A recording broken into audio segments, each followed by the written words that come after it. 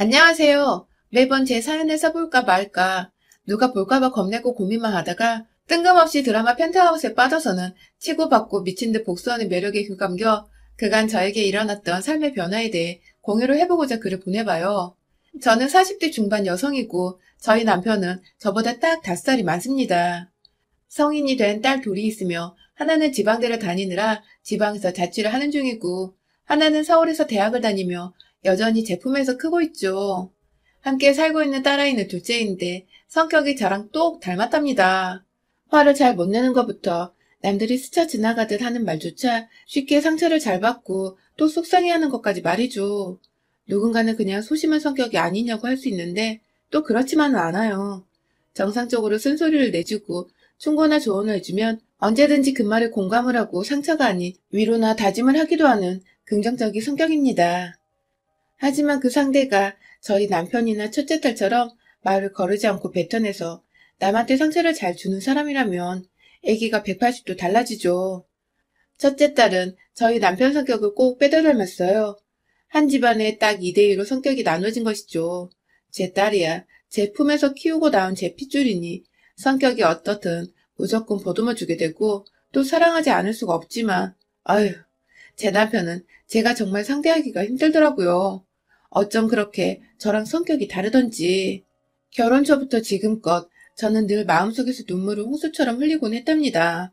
뭐하나 자기 마음에 안 들면 신경질부터 내서 같이 있는 사람을 죄인처럼 만들고 그 바람에 어디 놀러라도 갔다가 신경질을 부리면 온 분위기가 다 암울해져서 노는 기분도 안 들고 어찌나 필터링 없이 생각나는 대로 말을 내뱉던지 사람의 인격을 깎아내리는 게 너무나도 일상이었어요.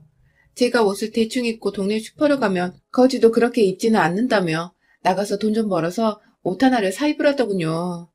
다른 집 남편들 같으면 옷을 그렇게 입었을 때 다른 옷이 이쁘겠다며 말을 해주거나 그냥 말을 참거나 하다못해 먼저 옷을 사줄 텐데 늘 말을 이런 식으로 하는 사람이었습니다. 어떤 부류인지 아시겠나요? 또 기억이 나는 것은 제가 첫째를 데리고 둘째 출산을 저 혼자 병원에 가서 낳았거든요.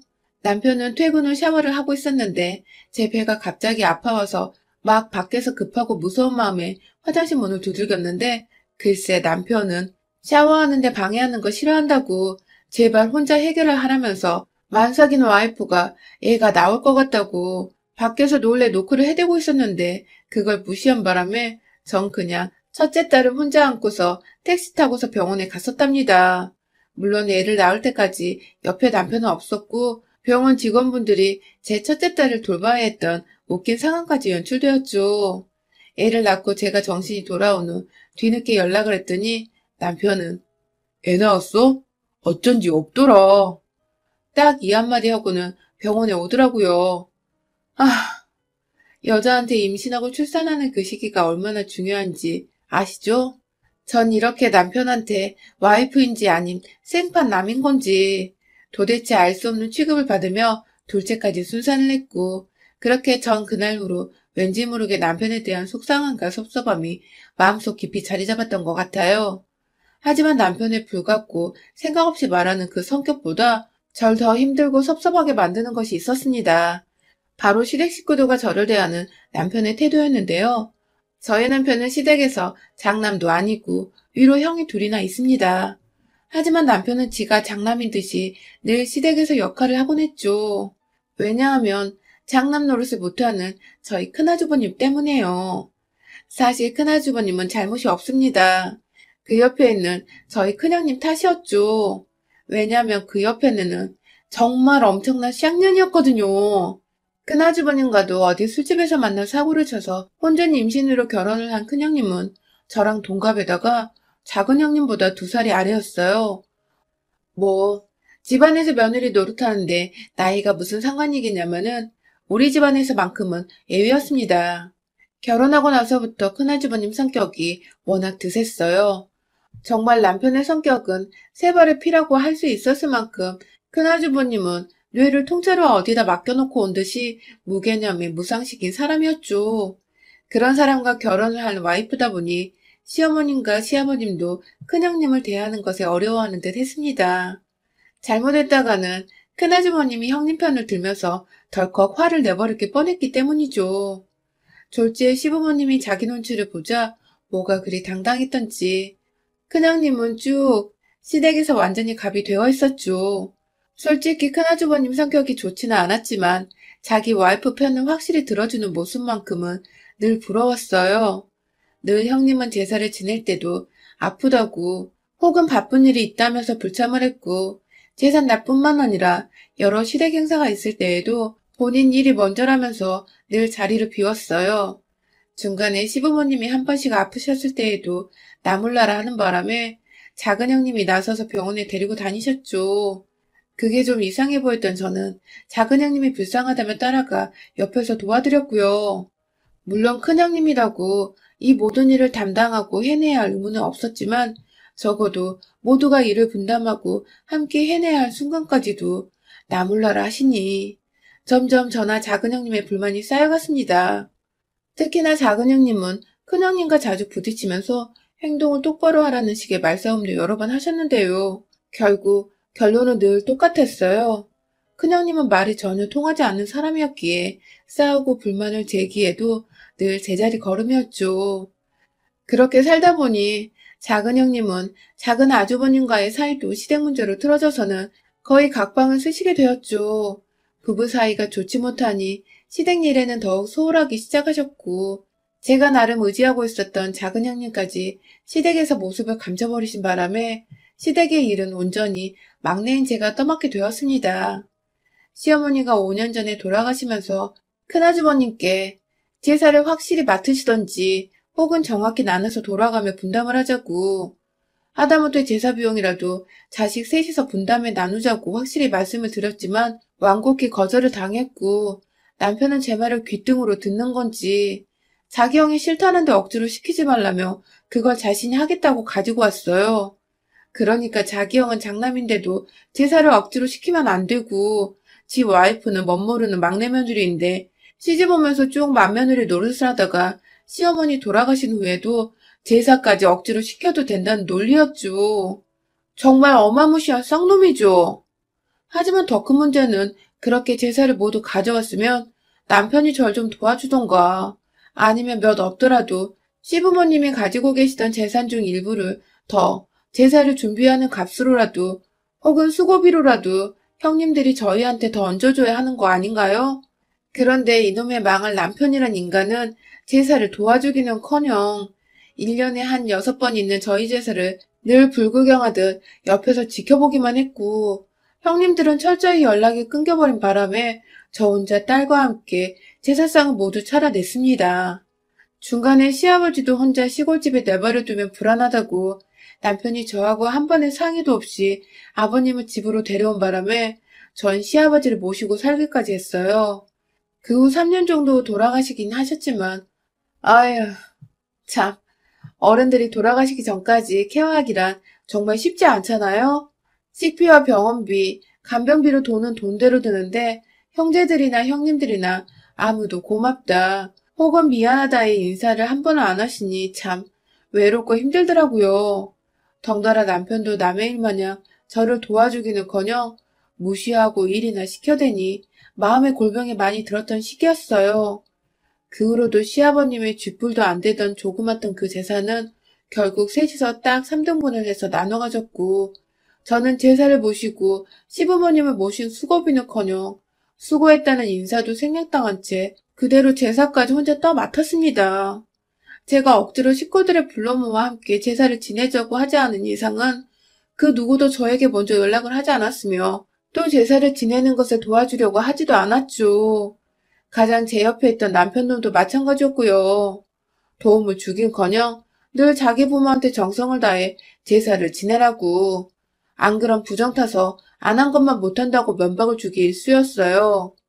TV 뉴스에서 매번 제사상에 피자도 올리고 치킨도 올라간다는 신세대 방식의 제사 소식이 들려오면 마치 저 들으라는 듯이 저거 다 옆에 애들이 제사 지내기 귀찮아서 얘들한테 꼼수 부린 거야. 저런 년들을 와이프로 둔 남자들은 안 봐도 팔자가 뻔해. 나는 시계 말을 늘어놓았고 그 때문에 저도 시어머니 시아버지 좋아하시던 단팥빵 하나 올리기는커녕 늘 전통대로 양반 하나 없었던 평민 집안의 조상들을 위해 그놈의 전통을 따라 종류별의 과일과 나물, 육탕과 떡까지 모조리 다 준비를 해 올려야 했습니다. 물론 저 혼자 혹은 귀하디 귀한 제 딸의 손을 빌려 함께 말이죠. 며느리들이 둘이나 더 있는데 내 딸이 이 제사를 도와야 한다니 엄마된 마음으로 정말 눈에서 매번 욕이 튀어나왔어요. 그런데 하루는 저희 딸이 왜 이렇게까지 정성을 쏟냐고, 아빠도 안 알아주는데 누가 알아준다고 이 힘든 제사를 고생하며 최선을 다하냐고 저한테 답답하고 속상하다고 하소연을 하더군요. 딸이 옆에서 보기에 엄마가 너무 호구 같고 불쌍해서 답답해 보였나 보더라고요. 전 결코 의도한 게 아니고 그냥 결혼해서 다른 며느리들이 아무도 안 하니 저라도 어찌 해야겠어서 제 도리, 제 의무라고 하고 있었던 것인데 제 딸이 봐도 호구 같다니 정말로 제 인생에 확 진절머리가 나고 절 이렇게 만든 남편 새끼가 미워서 뜯어 죽이고 싶더라고요. 결국 중간에서 형제들 간의 해결을 제대로 못한 남편의 잘못이 10의 8할이란 생각이 들었습니다. 물론 제 도리를 안 한 다른 형제들의 안하무이는 잘못도 있었지만 말이죠. 그날 후 다음 제사에서는 반드시 나머지 두 형제들 그리고 형님들까지 모조리 불러내 절이라도 한 번은 올리도록 준비한 거 고맙단 소리 한 번을 듣거나 그냥 아무도 인정해주지 않으면 다 때려치기라도 해야겠다는 마음을 먹었어요. 한마디로 이것들이 날 호구로 보고 있었는지 아니면 속으로라도 미안하고 고마운 마음을 가지고 있었는지 확인을 해보기로 한 것이었죠. 그리고 다음 제사가 다가오기 무려 한 달 전 저는 남편을 통해서 형님과 아주버님들께 연락을 하려다가 역시나 도와주지 않고 제사는 혼자 알아서 하라는 개소리를 시전하는 남편을 무시한 채 직접 전화를 걸었습니다. 그리고는 큰형님이고 작은형님이고 그 남편들한테까지 말했어요. 제사를 지내야 하니 한 달 후 제삿날의 약속은 비워놓으라고 말이죠. 뭐 예상했던 대로 모두들 바쁘다 혹은 못 간다는 갖가지 핑계를 대면서 회피했고 둘째 형님만큼은 저한테 미안하다고 그런데 첫째 형님 꼴 보기 싫어서 만나고 싶지가 않다는 솔직한 대답을 해주셨어요. 전 그 미안하단 말 하나에 오히려 작은 형님에 대한 일말의 섭섭한 마음을 접어둔 채 그날 큰형님이 또 지랄을 하면 갈기갈기 찢어놓을 거라는 다소 험한 말을 해대며 큰형님 무시하고 오시라고 일러두었고 제 말에 약간 통쾌함과 믿음을 가진 건지 둘째 형님은 단번에 알겠다고 오케이를 하셨어요. 한동안 큰형님네 부부를 집으로 오게 하려고 부단히 노력했어요. 자꾸만 오기 싫다고 핑계대는 다 큰 성인 것들을 제가 어찌 데려올 수 있을까 싶어 막막했지만 결국 돈이면 다 되더군요. 집이 재개발이 되면서 돈이 슬슬 불어날 것 같아 아버님께 받은 쥐뿔만한 재산이 필요가 없으니 제사를 도와주는 분께 이 돈을 나눠주겠다고 하니 정말 체면도 없는 건지 그 자리에서 갈게 하고 확답을 주던 대갈통이 텅텅 비어있던 큰형님과 큰 아주버님. 제 입으로 꺼낸 구라였지만 참 그런 구라에 넘어가 생전 안 오던 제사에 오겠다고 하는 이 부부가 한심한 걸 떠나 정말 같은 가족이란 게 한심하고 쪽팔리더라고요. 그렇게 제삿날이 되었고 둘째 형님께서는 내심 그간 제사에 참석도 못하고 큰형님을 핑계로 못 오셨던 것이 제게 미안하셨는지 일찍부터 집에 오셔서는 절 도와주셨어요. 생각보다 차릴 게 많아서 늘 딸과 둘이서 해내기가 쉽지 않았는데 형님께서 과일을 미리 손질해 와주셨고 나물 몇 가지도 미리 준비를 해오셔서 금방 재료 준비를 끝낼 수 있었습니다. 큰형님네는 역시나 제사가 시작될 시간이 조금 지나 집에 도착을 하셨고요. 그 바람에 둘째 형님은 또다시 뚜껑이 열려서는 내가 이 꼴 보기 싫어서 그간 제사를 안 하려고 한 거야. 라면 제게 하소연을 하셨고 저는 그 꼴 저도 더 이상 보기 싫어서 오늘 모두를 부른 거예요. 두고 보세요. 하면서 작은 형님께 암암리에 굳건한 눈빛을 딱 발사했죠. 이때까지도 전 사실 제가 뭐라 큰형님과 단편을 지어야 할지 몰랐습니다. 내심 저도 쫄아서는 몸싸움이라도 일어나면 어쩌나 싶어 내내 마음이 편치 않았어요. 그러다가 아휴 어떻게 큰형님과 단판을 지을지를 저희 남편이란 새끼가 떡하니 만들어주더라고요. 글쎄 뒤늦게 와서 멀뚱멀뚱 인사도 대강하고 도대체 애인은 밥 말아먹은 건지 잔뜩 차려진 제사상을 보고도 이거 식은 음식 아니야? 뭘 이렇게 많이 했대? 이거 다 사놓고 직접 했다고 생색내는 거야? 라는 성질 팍팍 건드리는 말을 해대는 형님을 향해서 남편이란 놈이 글쎄? 그러니까요. 생색은 지 혼자 다 낸다니까 맨날. 라고 하는 겁니다. 아니 순간 울컥해서 생색이라니? 이렇게 개고생을 했는데 이게 생색이라고요? 라고 눈을 동그랗게 뜨고 말하니 남편이 그러더군요. 원래 너 같은 애들이 제사 차리는 거고 형수님처럼 여리여리한 분들은 그냥 옆에 서 계시는 거야. 이건 조상 때부터 이어진 국룰이야. 라고 말입니다. 그 말에 옆에 큰아주버님은 키득키득 거리고 있고 평소 큰형님과 큰아주버님 욕을 작은형님으로부터 귀가 닳도록 들은 작은아주버님은 제 눈치를 보느라 바쁘시고 작은형님은 그걸 말이라고 하냐며 눈으로 큰형님 내를 죽일 듯 야리고 계시고 제 딸은 저 대신 큰형님 뺨이라도 한 대 때릴 기세로 두 주먹을 불끈 쥐고 있고 제가 그만 이 아슬아슬한 분위기를 참고 넘기지 못하겠더라고요.